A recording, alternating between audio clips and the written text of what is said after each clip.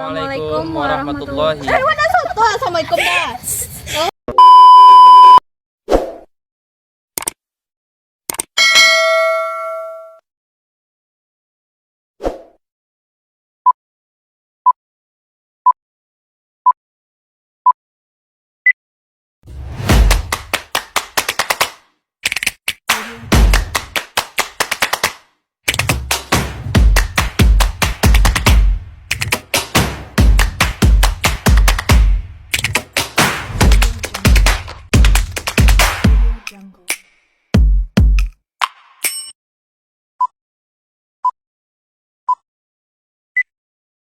Assalamualaikum warahmatullahi wabarakatuh.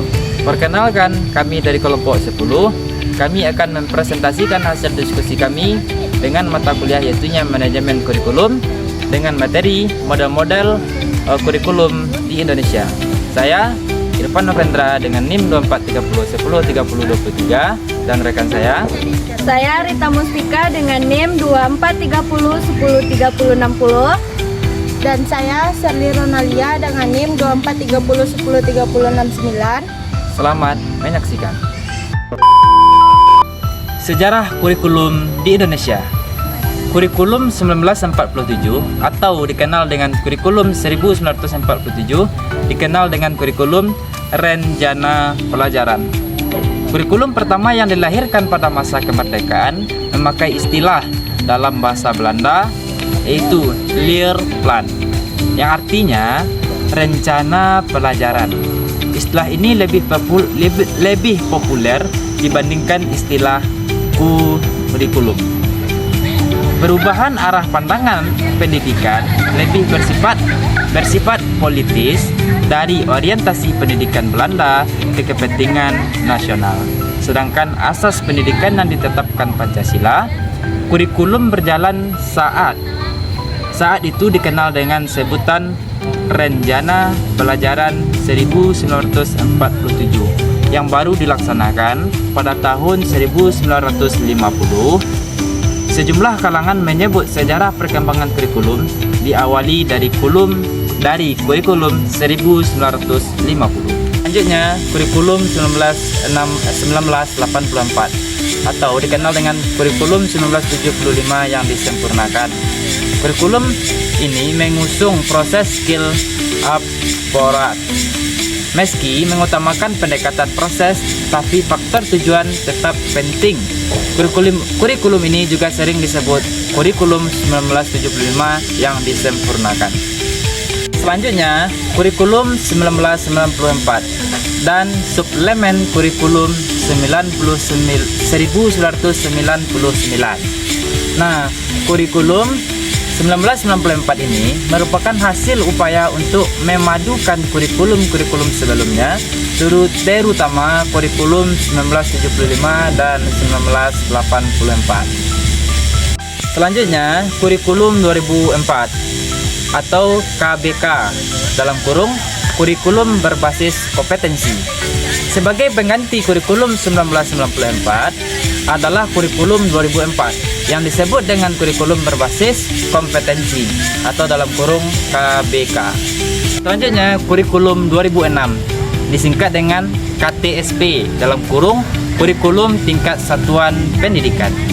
Karena pelaksanaan KBK masih dalam uji terbatas, namun pada awal tahun 2006 uji terbatas tersebut dihentikan dan dilanjutkan dengan terbitnya Peraturan Pemerintah Nomor 24 Tahun 2006 yang mengatur pelaksanaan Peraturan Pemerintah Nomor 22 2006 tentang standar isi kurikulum dan Peraturan Pemerintah Nomor 23 Tahun 2006 tentang standar kelulusan.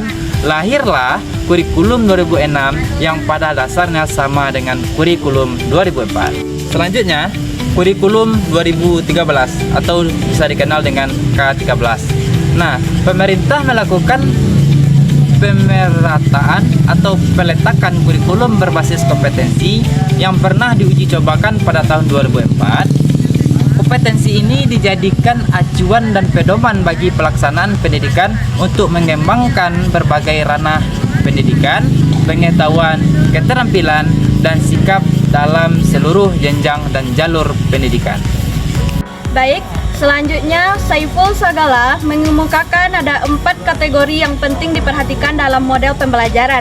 Yang pertama, model informasi, yang kedua, model personal, yang ketiga, model interaksi, yang keempat, model tingkah laku. Yang pertama, model pembelajaran informasi, di mana cara individu memberi respon yang datang dari lingkungannya dengan cara mengorganisasikan data, menginformasikan masalah, membangun konsep dan rencana, pemecahan masalah, serta penggunaan simbol-simbol verbal dan non-verbal. Kedua, model pembelajaran personal, di mana model pembelajaran yang menekankan kepada proses pengembangan kepribadian individu peserta didik dengan memperhatikan kehidupan emosionalnya. Yang ketiga, model pembelajaran sosial, yaitu yang ketiga, model pembelajaran sosial, di mana menekankan pada usaha mengembangkan kemampuan peserta didik agar memiliki kecakapan untuk berhubungan dengan orang lain, sehingga sebagai dengan usaha membangun sikap peserta didik yang demokratis dengan menghargai setiap perbedaan. Yang keempat, model pembelajaran sistem perilaku dalam pembelajaran. Nah, dalam ini dibangun atas dasar kerangka teori perilaku. Melalui teori ini, siswa dibimbing untuk dapat memecahkan masalah, belajar melalui penguraian perilaku ke dalam jumlah yang kecil dengan berurutan. Ada 4 model dalam manajemen kurikulum. Yang pertama, kurikulum subjek akademis. Sebagai guru, Anda pasti sudah membaca kurikulum yang digunakan di sekolah secara seksama dan menampilkannya di kelas. Yang kedua, kurikulum humanistik. Sesuai dengan namanya, kurikulum humanistik lebih mengedepankan sifat humanisme dalam pembelajaran. Dan yang ketiga, kurikulum rekonstruksi sosial. Sesuai dengan namanya, kurikulum ini memiliki hubungan dengan kegiatan kemasyarakatan yang di dalamnya terdapat kegiatan interaksi. Yang selanjutnya, kurikulum teknologis. Pengembangan ilmu pengetahuan akan berdampak positif terhadap teknologi yang dihasilkan. Jadi kesimpulan hasil diskusi kami tadi yaitunya model kurikulum didasarkan pada asumsi bahwa perkembangan kurikulum dalam perubahan sosial. Penyusunan kurikulum harus memasukkan pandangan dan harapan-harapan masyarakat. Terdapat 4 model kurikulum yang banyak di dalam pengembangan kurikulum, yaitunya model kurikulum subjektif atau model kurikulum subjek, yang kedua humanistik, yang ketiga rekonstruksi sosial, dan yang terakhir yaitunya kompetensi. Nah, model-model kurikulum tersebut memiliki acuan teori pendidikan yang berbeda satu dengan yang lainnya. Kurikulum subjek akademik mengacu pada pandangan klasik, humanistik mengacu pada pendidikan pribadi, kurikulum rekonstruksi sosial mengacu pada pendidikan interaksional, dan kurikulum kompetensi mengacu pada teknologi dan pendidikan. Demikianlah hasil diskusi kami terkait dengan model-model kurikulum di Indonesia. Kalau ada terdapat kesalahan dalam penyampaian materi, kami dari kelompok 10 memohon maaf yang sebesarnya. Saya Irfan Novendra, Saya Rita Mustika. Saya Serli Ronalia. pamit undur diri. Wassalamualaikum warahmatullahi wabarakatuh.